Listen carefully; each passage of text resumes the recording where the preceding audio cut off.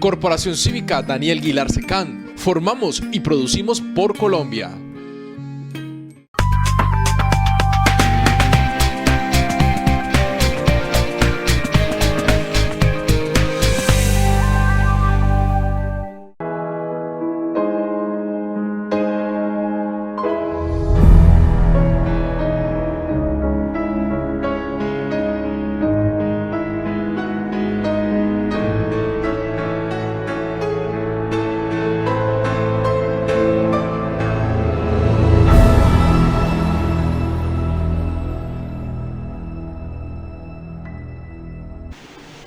Bueno, en medio de esta torrencial lluvia, saludamos una vez más a nuestra amable teleaudiencia en una emisión más de Crítica y Pensamiento Ambiental, una iniciativa que se emite desde el Canal 2 con el auspicio y la colaboración del Círculo de Pensamiento Ambiental.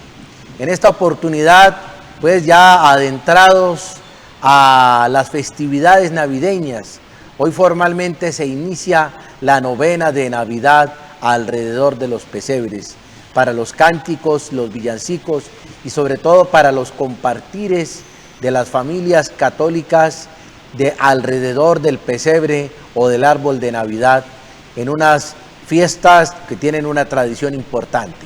Hoy queremos tocar un tema que es de palpitante actualidad, y es el que tiene que ver con el funcionamiento de las corporaciones autónomas regionales, las CAR. Por supuesto que ya tenemos en el set a nuestro partner coequipero, incansable coequipero, David Gómez, a quien damos un fraterno saludo. Muy buena tarde para Armando, para ustedes, los televidentes de Canal 2 y el programa Crítica y Pensamiento Ambiental, para los camarógrafos, para todo el equipo administrativo en medio de esta tarde lluviosa, que nos coge pues la mitad de diciembre y ojalá no siga lloviendo tanto, aunque nuestros hermanos del Chocó sí están sufriendo mucho las inclemencias del tiempo y este invierno tan pronunciado.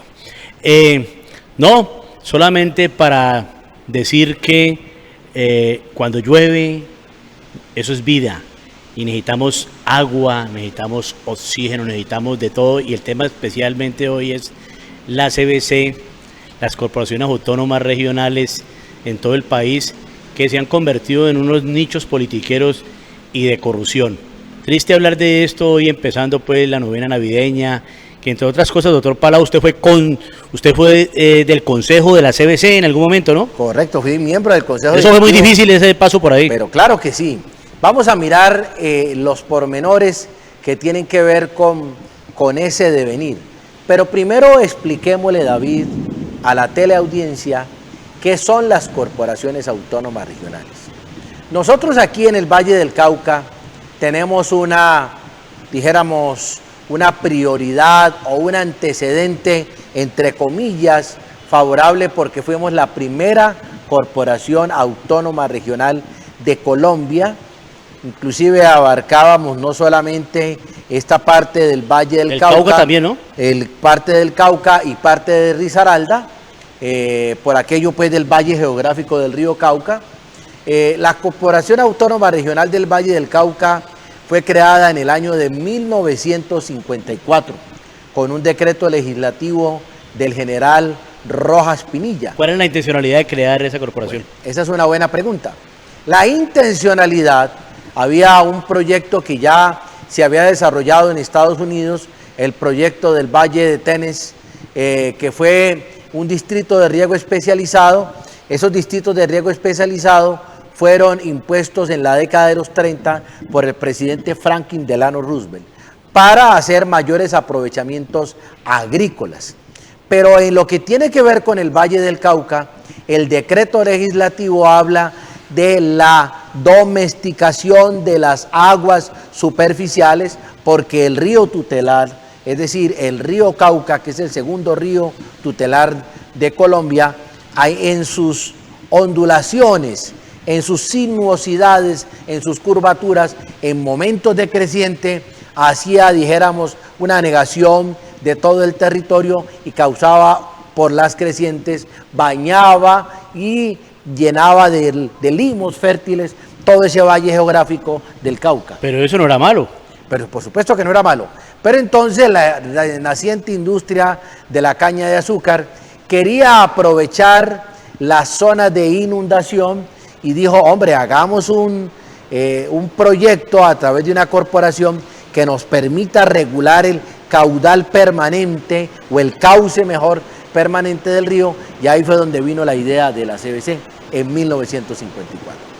El proyecto era inicialmente lograr el manejo de las cuencas hidrográficas a través de la unidad de manejo de cuenca, la UMC, y un gran proyecto que tenía fundamentalmente el tema de la regulación fue la construcción de la represa de Salvajina.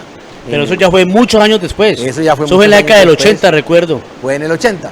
Entonces, de todos modos, cuando se logró hacer obras de canalización de los ríos, de las quebradas, se suponía que la corporación se iba a ocupar del problema de la reforestación para que en la parte alta de las corporaciones, de las cuencas, perdón, pudiera haber la recarga, que se llama, cuando estas crecientes de un momento a otro generadas por la lluvia, por el torrencial aguacero, lograr que las escorrentías, el agua que corre, no genere grandes estragos. De tal suerte pues que la Corporación Autónoma Regional fundamentalmente lo que buscó era crear distritos de riego para favorecer la industria de la caña de azúcar. Doctor, ¿y en qué año se separa las CAR? O sea, queda la CBC, queda la del Cauca y la de Risaralda.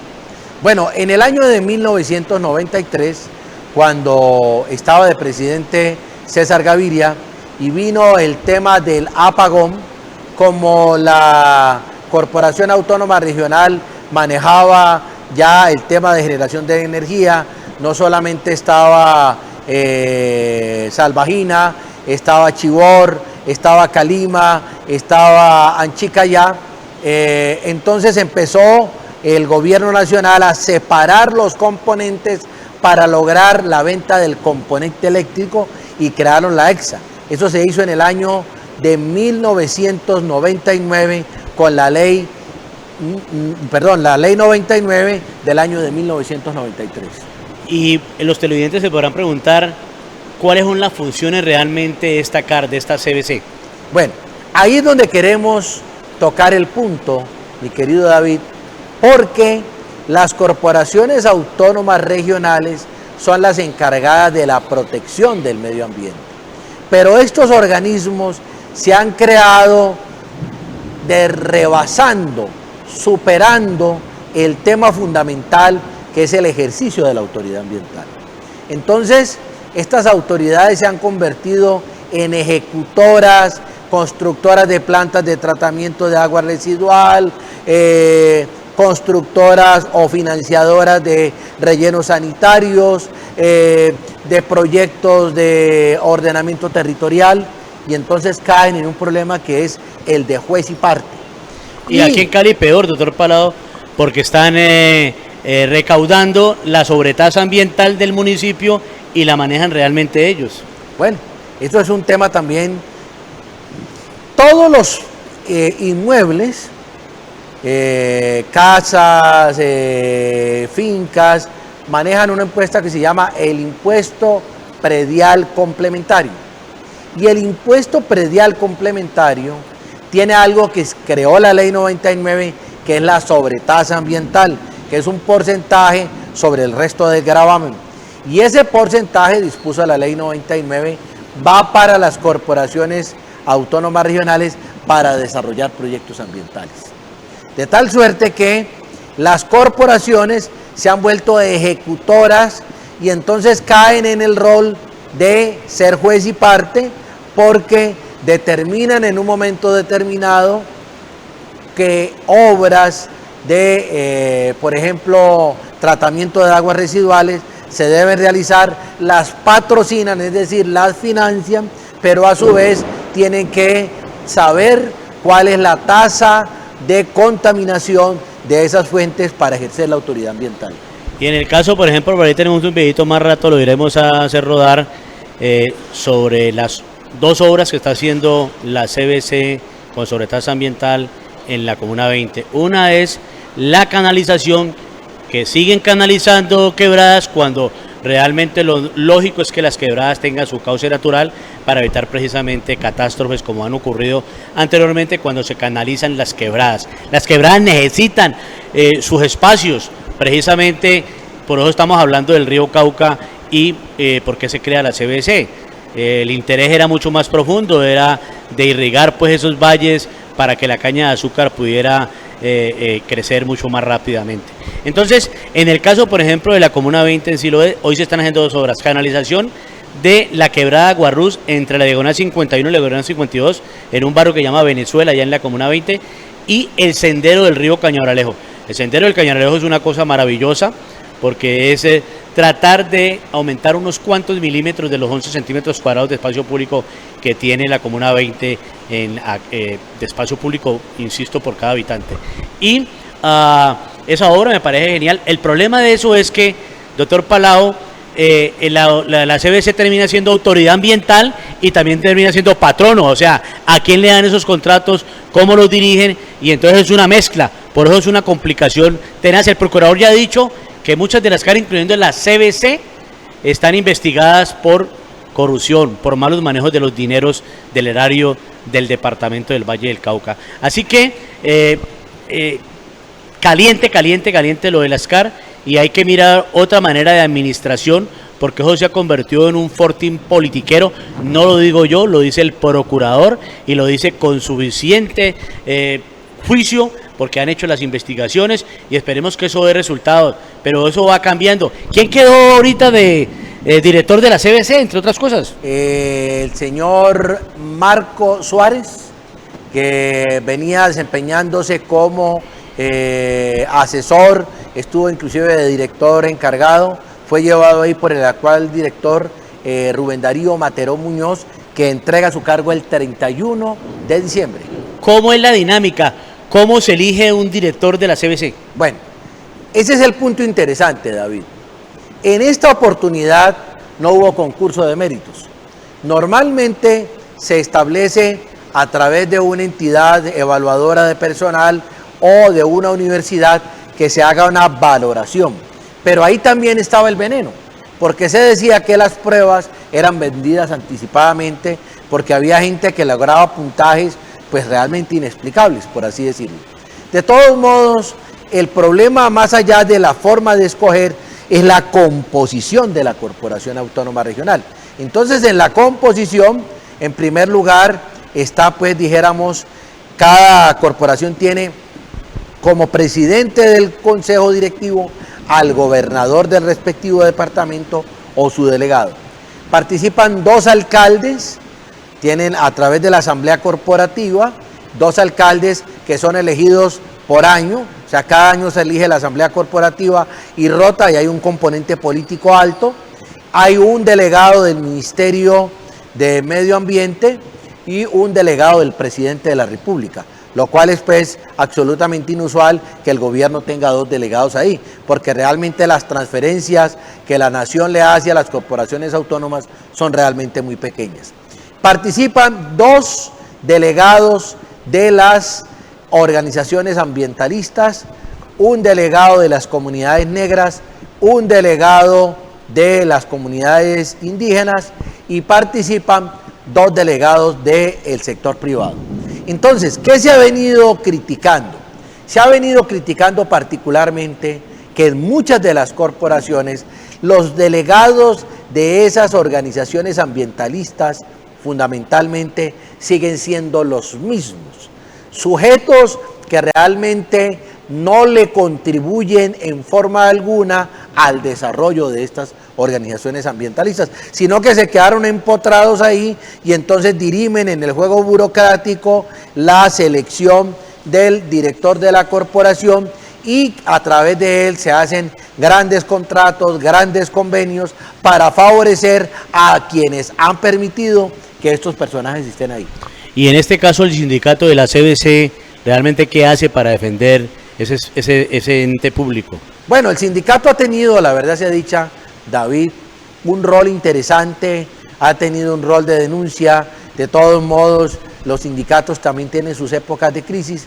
Cuando yo fui miembro del Consejo Directivo de la Corporación Autónoma Regional, fue una cosa bien particular porque de 11 consejeros, yo fui 1 en un lado y 10 al otro extremo.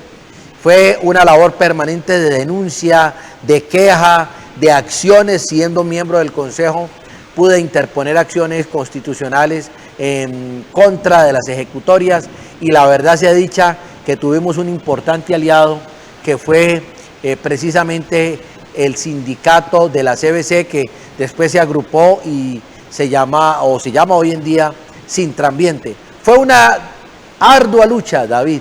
Infortunadamente no contábamos con las mayorías, pero siempre dejamos la constancia de lucha, las denuncias, y quedó la labor de control social, que es la labor que tienen que hacer las minorías cuando llegan a este tipo de... ¿Y cuál es la función de los consejeros? ¿Y a los consejeros les pagan por actividades? Bueno, a los consejeros se les paga, a los consejeros se les paga honorarios por las sesiones a las que asisten. Los estatutos de la corporación indican que debe pagarse 2 salarios mínimos mensuales por cada una de las sesiones a las que uno asiste.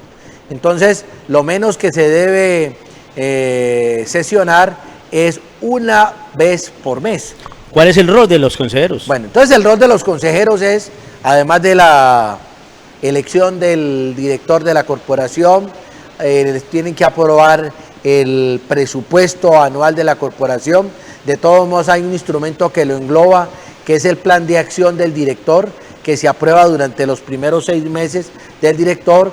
Tiene que actualizar el plan de gestión ambiental regional y permanentemente tiene que estar haciéndole ejecutoria a los grandes proyectos de la corporación. Entonces, muchas veces esas ejecutorias pues tienen cifras que no muestran la realidad de lo que está ocurriendo, pero las cifras, el papel puede con todo, y uno no cuenta muchas veces con los elementos para poder hacer, dijéramos, una valoración completa de lo que eso significa. En un cuadro comparativo con las otras CAR del resto del país, ¿en dónde podría estar la CBC cumpliendo pues con lo que ordena pues el Ministerio del Medio Ambiente y todo lo que se dice tiene que hacer una CAR?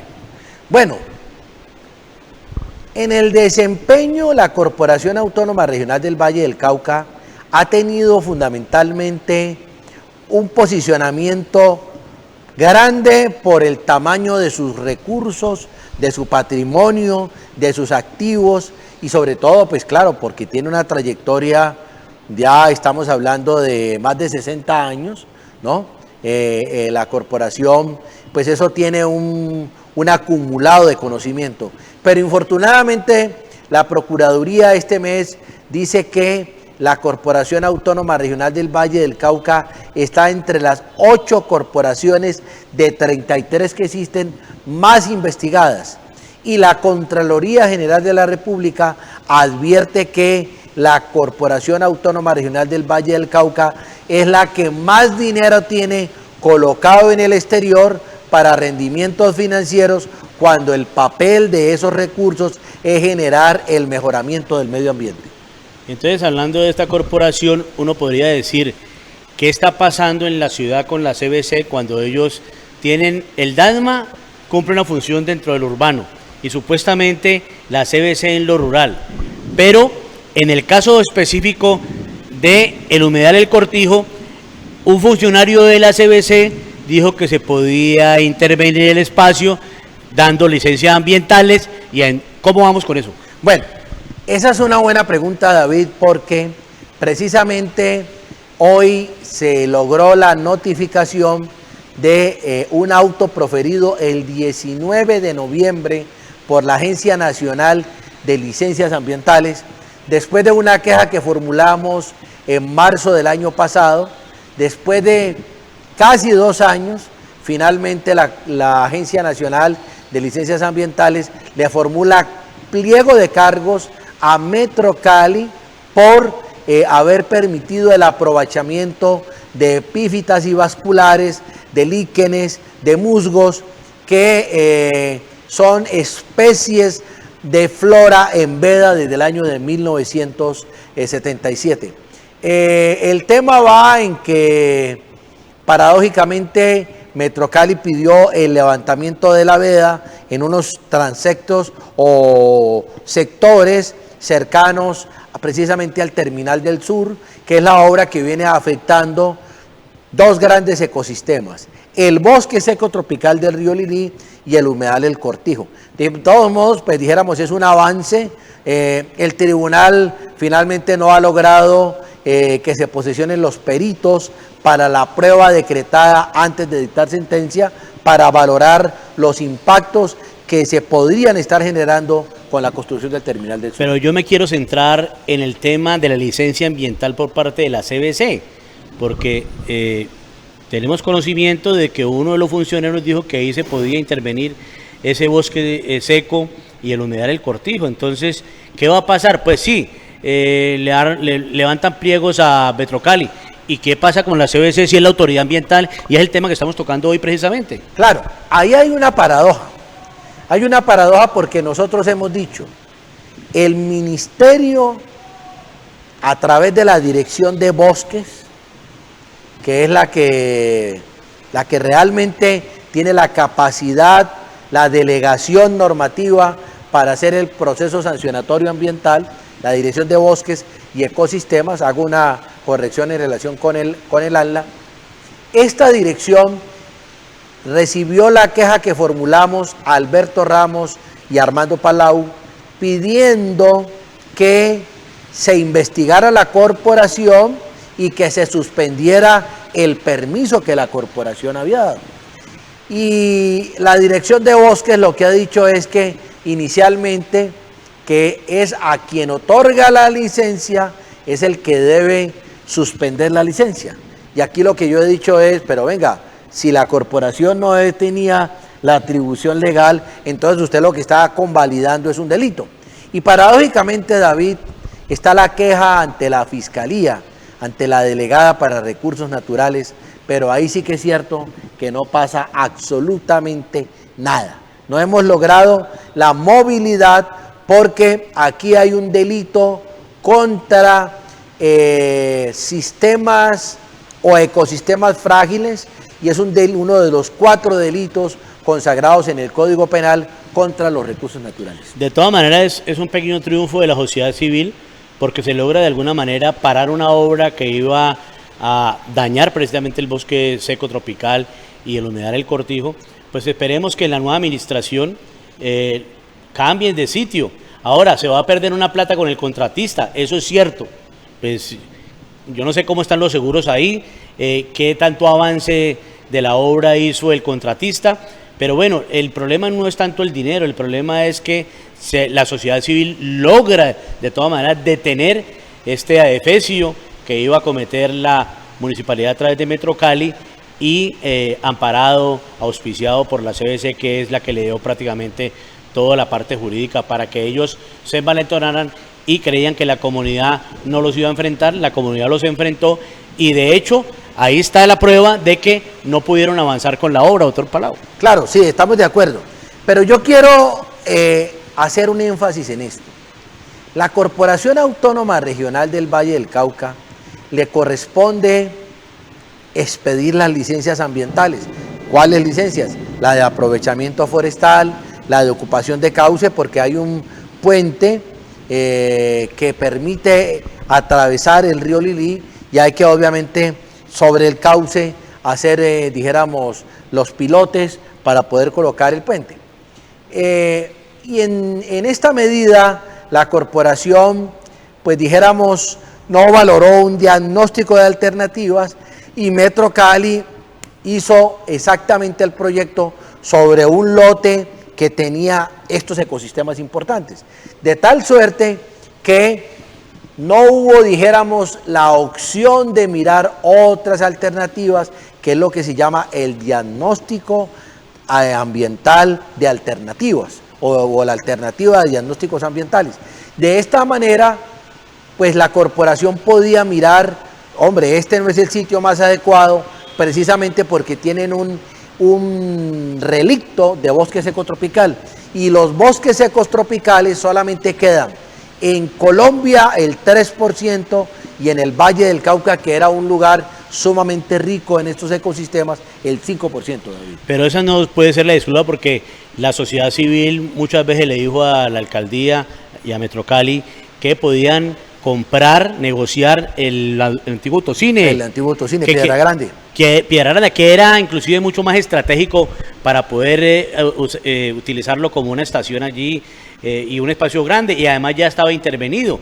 Entonces, aquí no podemos defender pues aquí a la CBC, ni a Metrocali, ni a la alcaldía. Aquí van a cometer un error garrafal que afortunadamente la sociedad civil logra detener con las consecuencias económicas, claro, eso lo sabemos, pero hombre, aquí estamos luchando, usted lo acaba de decir, cuál es el porcentaje que es mínimo que tenemos acá de los humedales y de los bosques secos tropicales, y si los dejamos perder, estamos tremendamente jodidos. Entonces, pero sí quisiera un poco ya después de hablar de esas cosas que entre otras cosas son debilidades de la CBC, doctor Palau, cosas como positivas de la CBC, ¿cuáles podrían ser?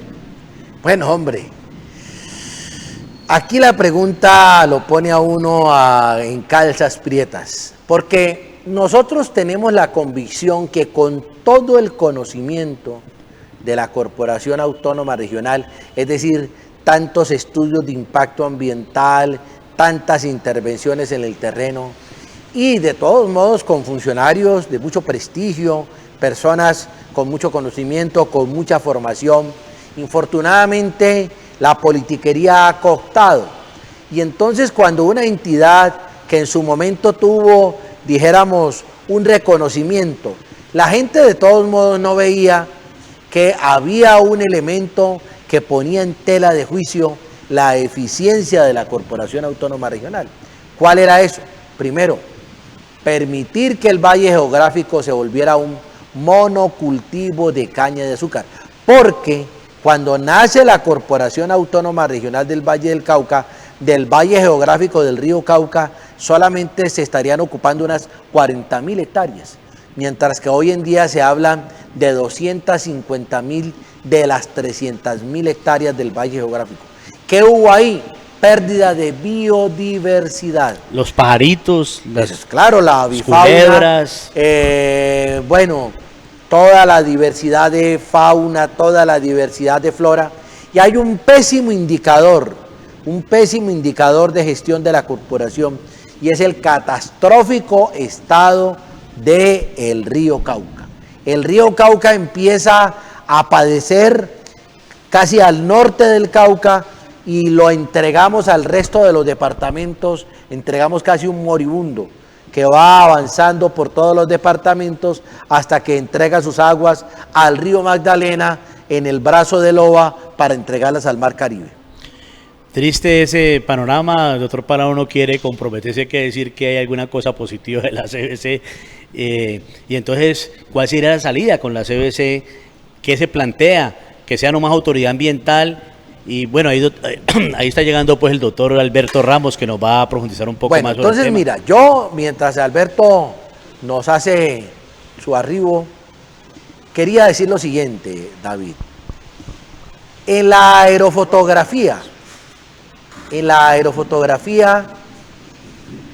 la CBC tiene un archivo espectacular de todo el Valle del Cauca, de inclusive de la que era sus primeras límites, su primera jurisdicción. Eso hay que reconocerlo profundamente. Pero el punto central es que las corporaciones, y es la crisis, David, de las corporaciones. Saludo fraterno aquí a nuestro amigo el doctor Alberto Ramos Garviras, un estudioso del tema ambiental. Felicitaciones además por el reciente relanzamiento de Bolívar el Constitucionalista. Estuvimos acompañándolo en el Instituto ITA en Buga, en un hermoso lanzamiento que se hizo. Entonces, Alberto, usted díganos cuál es la opinión. David ha preguntado cuál es la crisis y qué es lo favorable de la Corporación Autónoma Regional del Valle del Cauca. La crisis pues corresponde a que no se hace lo que amerita hacerse.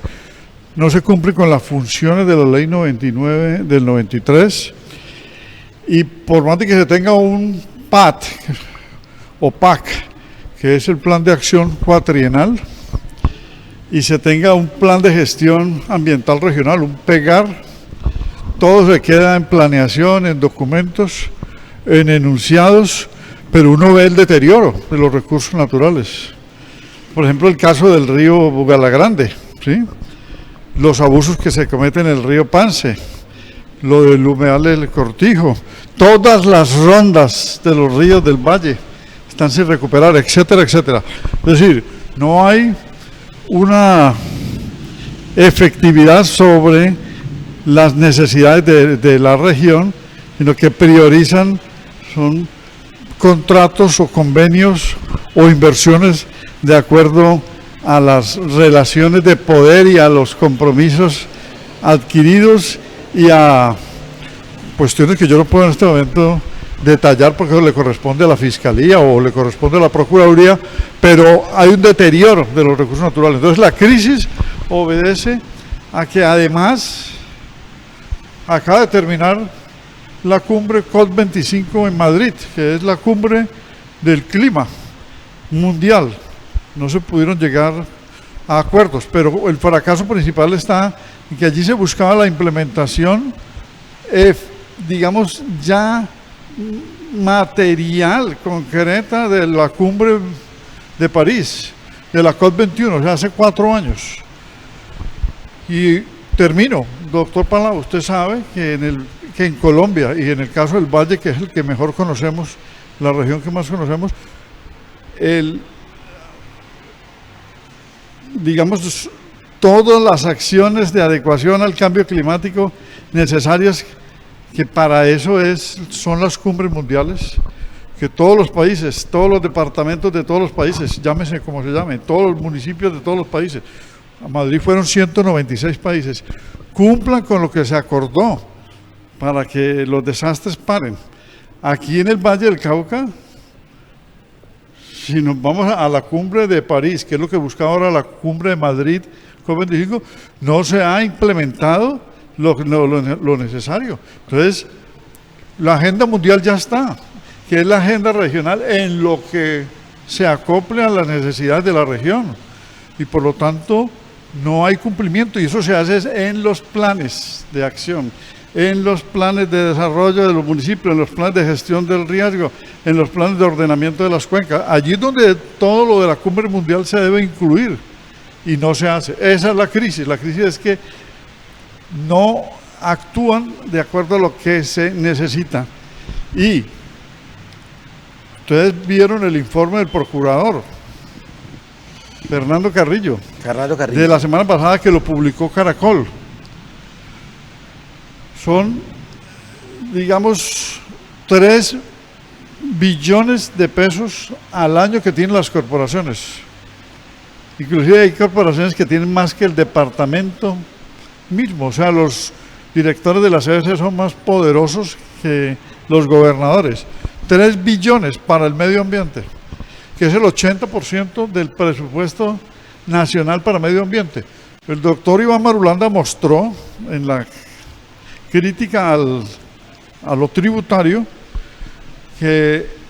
y también el doctor Robledo, la semana pasada mostraron que para medio ambiente hay solamente 0,75% del presupuesto nacional. Entonces, las corporaciones tienen la mayor cantidad de dinero para invertir y recuperar el medio ambiente. ¿Y qué pasa? Que hay 600, aquí tengo el dato exacto, 690 investigaciones de todas las corporaciones. Y el Valle es el sexto, la sexta CAR.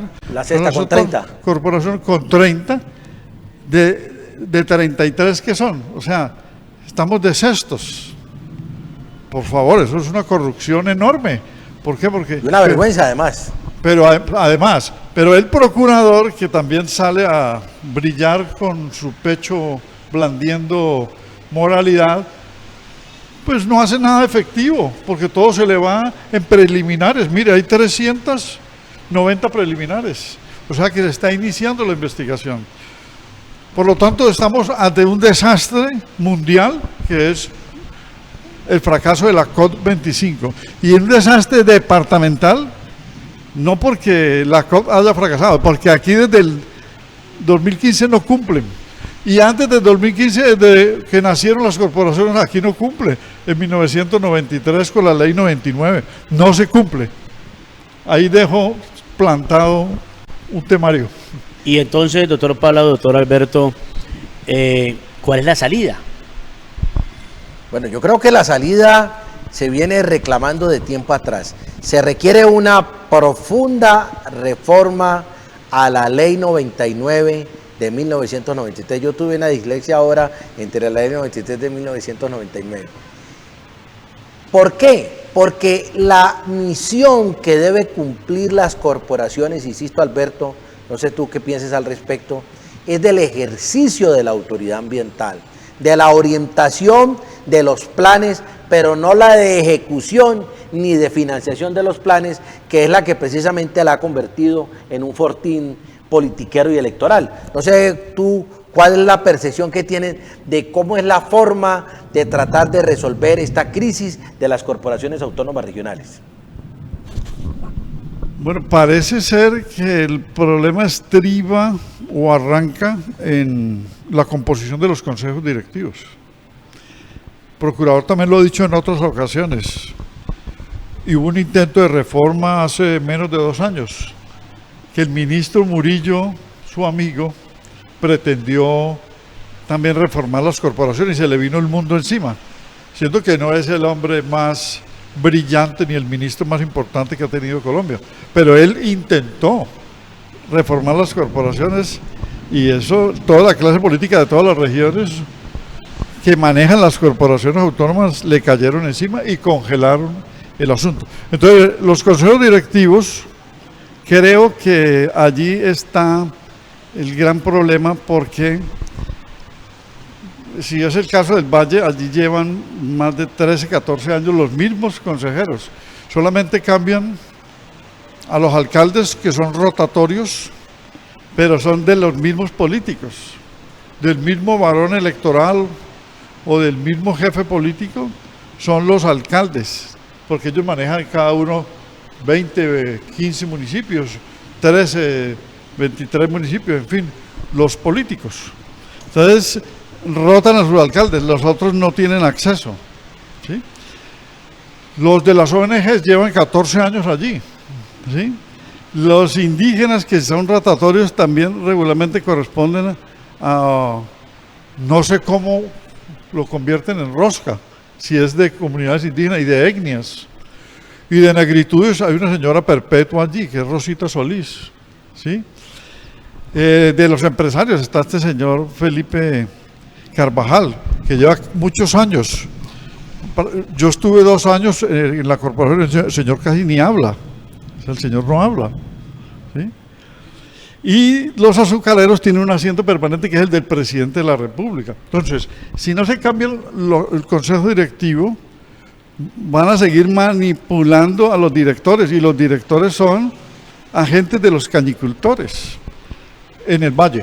Pero donde quiera que haya un monocultivo o una agroindustria, ya sea en el Cesar, en Magdalena, en Tolima, los arroceros del Tolima son los que ponen de la corporación. Es decir, la agroindustria y el monopolio sobre el territorio departamental coopta al director de la corporación. Eso es una aberración en la mayoría de los departamentos potentes de Colombia. Y en este caso, el doctor Palo dijo ahora rato que el nuevo director de la CBC no fue elegido por meritocracia. ¿Qué es lo que pasó ahí? No, es el sucesor del señor Materón. O sea, era el escribiente de él, el amanuense de él, el subalterno de él. Además es un señor que no sabe nada de medio ambiente. Yo lo conozco muy bien, Marco Antonio Suárez. Cuando empezó, que llegó allí a la corporación en el 2014, confundía un humedal con un páramo. Pero no estoy haciendo un chiste, es que es así. No sabía que era una ronda hídrica, o sea, nada, absolutamente nada. Solamente sabía de contratación que manejaba en la gobernación, en planeación, en un sector que era planeación departamental. Él trabajaba ya con Cristian Garcés. Él es cuñado de un diputado, de Carlos Alberto Orozco, y esposo de una ex directora del DACRA, pero el señor no sabe, no sé qué haya aprendido en este año 2019, de pronto ha aprendido algo, ¿sí? O sea que va a ser peor, porque llega allí es a obedecer órdenes, pero él no sabe de medio ambiente, no es ambientalista. Bueno, esa es una crisis terrible, pero fundamentalmente Alberto nos llama profundamente la atención cómo el tema tiene que ver con que estos concursos se volvieron cursos planos, cursos con designaciones sin concurso. Anteriormente hubo el tema de la meritocracia. La meritocracia no es una garantía, pero por lo menos le permite a actores que tienen formación, que tienen experiencia, participar en ese sentido. Nosotros cuando estuvimos en el Consejo Directivo logramos hacer una reglamentación dentro de la autonomía para que hubiera una mayor objetividad, hubiera formación, hubiera experiencia y eso fuera determinante, David. No sé, Alberto, ¿tú qué crees? Si es importante retomar estos concursos de meritocracia o si por el contrario la autonomía debe ser absoluta, como lo dice este. Pero no son una obligación la meritocracia en la CBC, por ejemplo. O sea, ¿pueden hacer con lo que hicieron? Lo que pasa es que los decretos se cayeron, ¿no? Se cayeron, lo fue en los años 2006 y 2010. Pero los decretos se cayeron y entonces ahora tiene autonomía el Consejo Directivo para llevar a cabo el proceso de selección. Pero el proceso de selección es una alcahuetería a la cúpula que maneja la corporación autónoma, ¿sí? O sea, ellos designan quién es y entonces la gobernadora, el director mismo de la CBC queda con poder. Óscar Campo, por ejemplo, que tuvimos que retirarlo de allí porque no se quería ir y ya no solamente estaba jubilado cuando fue elegido, sino que estando elegido se pasó de la mayoría de edad. De retiro forzoso. Sí, y no se quería ir. Y al retirarlo, él logró influir para que fuera el señor Materón. Y ahora Materón y él, porque todavía están detrás de bambalinas, colocan a Marcos Suárez, ¿sí? Con el consentimiento, lógicamente, de los cañicultores. Y, es decir, se apoderan de la decisión, de los votos y logran aceitar a todas estas votaciones y ponen al que quieren. No hay meritocracia. Si el señor fuera por meritocracia lo rajarían, porque él sabe de contratación, el señor Marco Antonio Suárez, pero él no sabe de medio ambiente. Le preguntan qué es la cumbre de Río, qué fue la cumbre de Río, o qué se decidió en Copenhague, o le preguntan sobre residuos tóxicos o sobre contaminación del espacio aéreo y cree que le están hablando en japonés. Bueno, miren, esto quiere decir que el panorama ambiental del Valle del Cauca no encuentra un horizonte de esperanza. ¿Por qué lo decimos así?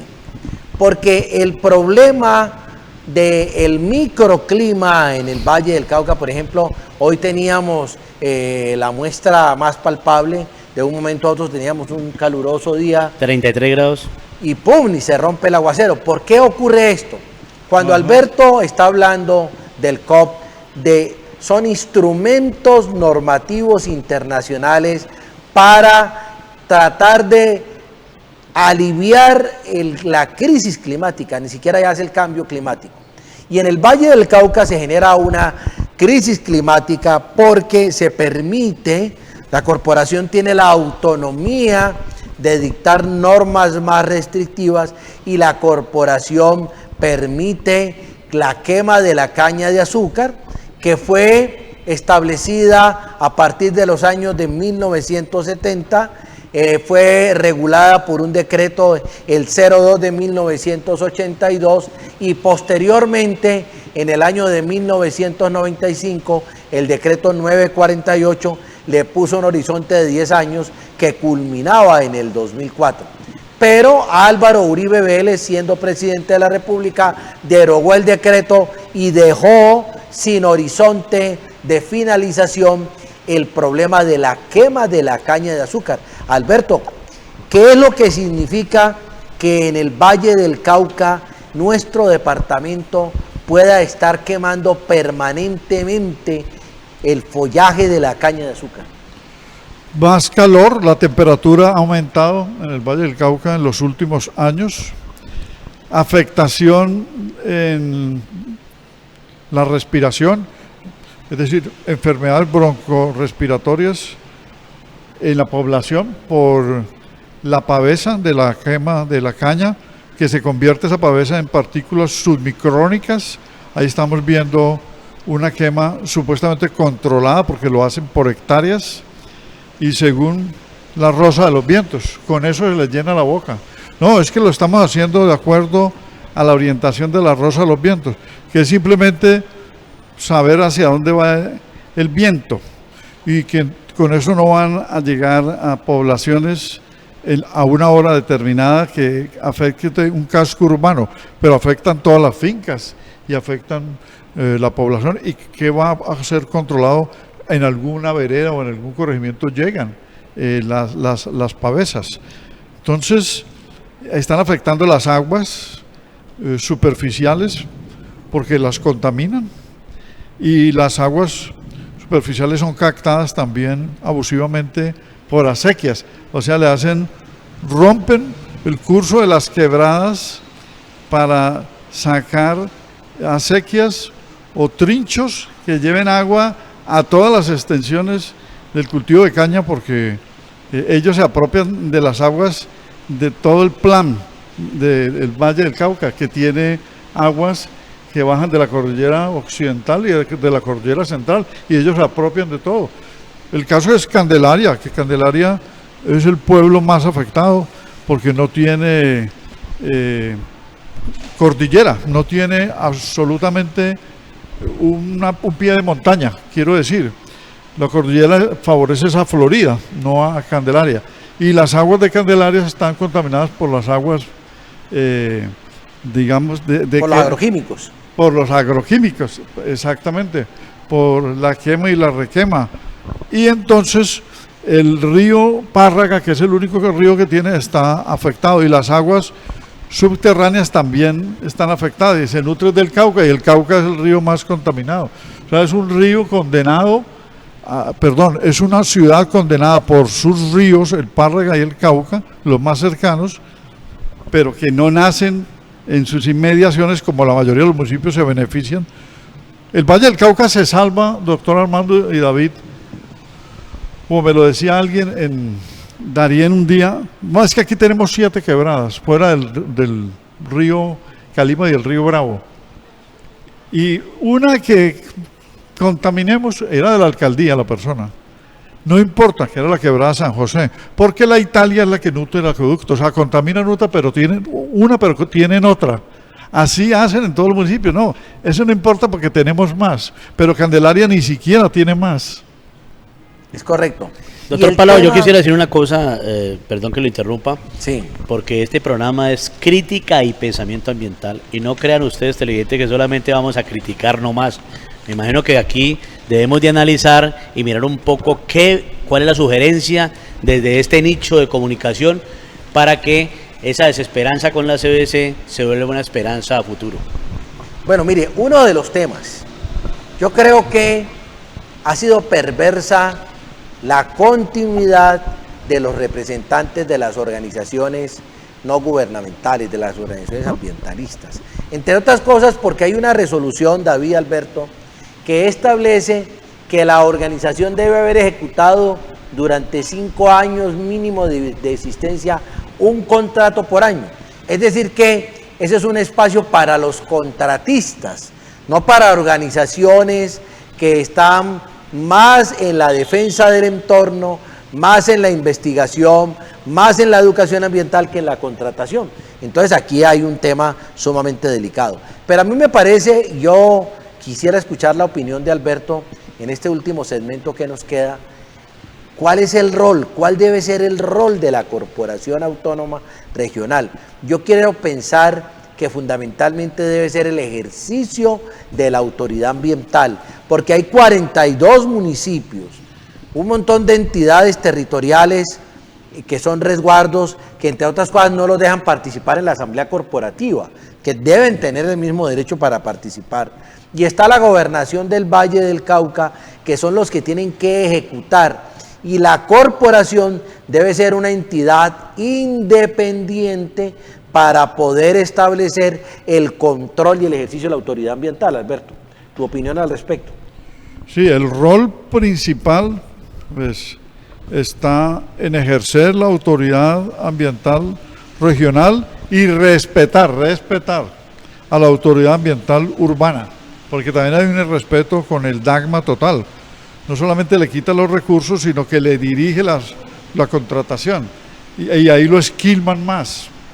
Con los municipios, que la sobretasa ambiental sí va toda la corporación, deberían ser también respetuosos en el sentido de que lo que aporte un municipio, por lo menos inviértelo en el municipio. Yo siempre he pensado que desde el año 94, con las tasas retributivas, que tienen que ver con el uso del agua y los contaminantes a las aguas, porque se les cobra a los municipios, ¿sí?, una tasa, y a quien contamina también se le cobra un gravamen. Esa plata debería invertirse toda en cada municipio en plantas de tratamiento de aguas residuales, PETAR, y ese es el mayor ejemplo. No hay sino 14 PETAR, creo, en el Valle del Cauca, de 42 municipios, hay 14 plantas de tratamiento. O sea que los otros están arrojando las aguas sanitarias, para que no nos vamos con neologismos de residuales. Son sanitarias, aguas sanitarias, van a otro río. Y casi todas van al Cauca, porque de todas maneras terminan en el Cauca. Una planta de tratamiento de aguas residuales o de aguas sanitarias convierte las aguas en lodos. Y los lodos deben ser inertizados, es decir, extendidos en solares y cubiertos con cal y otros productos para evitar los olores en la zona, ¿sí?, lo que llaman, digamos, olores ofensivos, que dicen también los que hablan edulcoradamente. Pero, ¿qué pasa? O los lodos son enterrados, como en otros países, ¿sí?, en tanques encementados, ¿sí?, no en huecos sin encementar, para que no se esparzan los lodos. Es decir, las aguas residuales deben ser convertidas en lodos, o sea, biosólidos, e inclusive de los lodos se puede sacar energía, ¿sí?, energía para calefacción, hacen en algunos países, tanto de la basura como de las aguas residuales. Bueno, aquí no hay sino 14, no hay plantas de tratamiento, por lo tanto están contaminando todos los ríos del departamento. Y cuando hacen una planta, como en el caso de Yumbo, la vuelven un elefante blanco, lo que hizo un alcalde de apellido Moreno por allá en el año 94, 95. Uno puede visitar y ese es un monumento a la corrupción. Y la de Cali, que es una planta de tratamiento, señores televidentes y amigos de las redes sociales, apenas se hace una floculación y un tratamiento fase 1. Como no hay fase 2, entonces los lodos los vuelven a arrojar al río, porque ya contaminan menos, o sea, vuelven a arrojar todas las aguas sanitarias de Cali convertidas en lodos al río Cauca. ¿O estoy hablando algo inexacto? No, estamos en lo correcto. Es decir, fundamentalmente la remoción no llega sino hasta el 31% en fase 1 o tratamiento primario, cuando lo ideal es que haya tratamiento secundario que permite remoción de contaminantes de casi el 70%.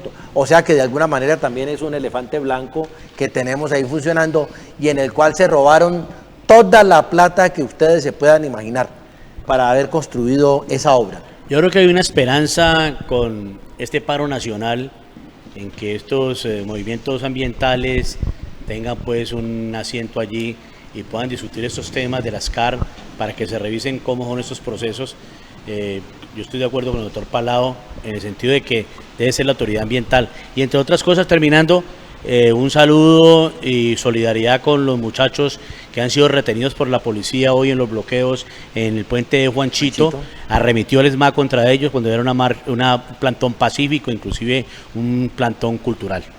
Bueno, entonces agradeciendo por supuesto la audiencia, la sintonía al programa Crítica y Pensamiento Ambiental, por supuesto la participación de nuestro invitado, el doctor Alberto Ramos Garviras, el equipo técnico que nos acompaña. Debemos decirle que quedamos agendados para el próximo lunes, que será el último lunes de emisión de este año. Obviamente el canal tiene una dinámica de receso, las festividades de feria en la ciudad, y entonces estaremos abordando una vez más con ustedes, querido público, crítica y pensamiento ambiental. Nos vemos el próximo lunes.